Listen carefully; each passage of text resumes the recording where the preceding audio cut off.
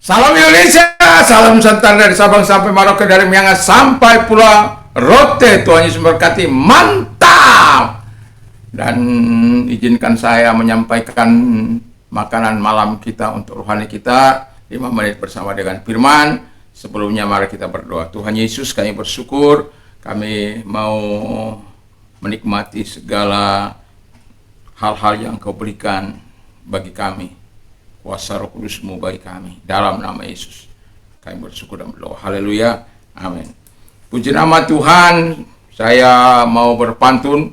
Dari Surabaya ke Babat, naik bus dari Terminal Jayabaya.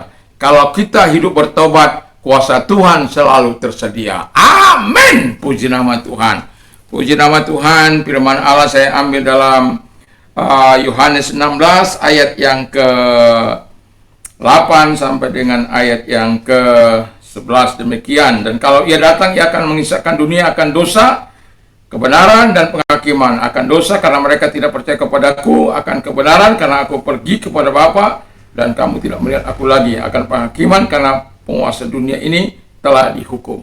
Jadi 3 tugas penting dari Roh Kudus itu. Yang pertama dikatakan membuat manusia bertobat atau membuat dunia ini bertobat. Saya ingat sekali beberapa tahun yang lalu ketika seseorang orang percaya yang hidupnya nggak beres ya, tetapi dia percaya kepada Yesus, tapi dia sudah nggak bertanggung jawab, sudah tidak memberikan nafkah yang baik kepada anak istri, tapi masih harus melakukan hal yang tidak menyenangkan, yaitu dengan jalan berselingkuh. Lalu kemudian mau menyatukan. Ketika saya mendengar itu, saya berdoa berpuasa 3 hari 3 malam. Lalu kemudian saya berkata kepadanya bahwa engkau tidak layak berpakaian dua. Lalu kemudian dia bertobat, dan saya mau katakan, saya sadar saya tidak bisa memberikan pertobatan bagi dia, tapi kasih Tuhan saya yakin dan percaya yang saya miliki, yang Tuhan miliki, dan kuasa Roh Kudus itu yang saya miliki, saya yakin itulah yang membuat dia bertobat dan Tuhan menjamah dia dan dia berubah. Tuhan Yesus memberkati. Lalu itu yang pertama. Jadi tugas yang pertama dari Roh Kudus itu adalah membuat dunia bertobat. Yang kedua, hidup dalam kebenaran. Jadi kalau kita sudah bertobat, kesukaan kita adalah firman Allah, melakukan apa yang baik, yang benar, dan hal-hal yang menyimpang tidak kita lakukan, tapi hal-hal yang menyenangkan hati Tuhan, ketaatan, berdoa, mengunjungi orang sakit mungkin, atau melakukan apa yang benar di mata Tuhan. Hidup dalam kebenaran. Jadi perkataan, perbuatan, tindakan itu tetap berada dalam terang firman Allah, karena Yesus itu adalah kebenaran itu sendiri. Jadi kita hidup dalam kebenaran itu, sebenarnya kita akan menikmati segala kebaikan Tuhan, sukacita Tuhan, damai sejahtera Tuhan, kuasa Tuhan, sukacita Tuhan dalam kehidupan kita. Jadi kalau kita hidup dalam kebenaran, ada kesusahan mungkin ya, tetapi ada pertolongan dari Tuhan. Ada masalah mungkin ya, tetapi selalu ada jalan keluar yang Tuhan berikan bagi kita.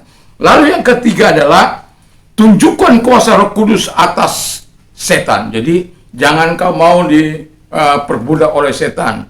Hidupmu melakukan apa yang dikehendaki oleh setan. Dengarkan firman Allah dalam Matius 10 ayat yang kedua, dikatakan di sana bahwa engkau telah 1 dan 2, bahwa engkau telah diberikan kuasa untuk mengusir setan-setan jangan dalam nama siapa, cuma nggak ada gunanya itu, dalam nama Yesus, melenyapkan segala sakit, penyakit, dan segala kelemahan. Tuhan sudah berikan itu, gunakan itu.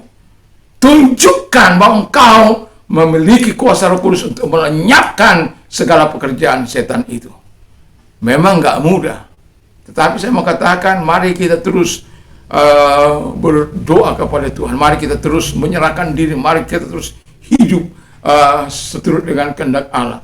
Memang bukan karena kuat atau gagah kita, tapi kalau Roh Kudus itu telah diberikan bagi kita untuk menghancurkan pekerjaan setan, dia bisa masuk melalui trance atau orang yang kerasukan atau memberikan sakit penyakit.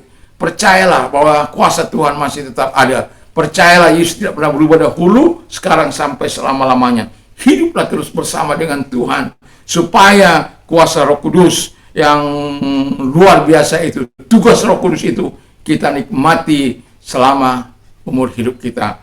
Dan dari Jakarta ke kota Medan, naik pesawat Air Asia, mari kita hidup dalam kebenaran, supaya hidup penuh damai sejahtera. Haleluya! Tuhan memberkati. Mari kita berdoa. Tuhan Yesus berkati kami, supaya kami tetap hidup dalam kebenaran-Mu. Dalam nama Yesus, kami bersyukur dan berdoa. Haleluya. Amin. Selamat malam. Selamat istirahat.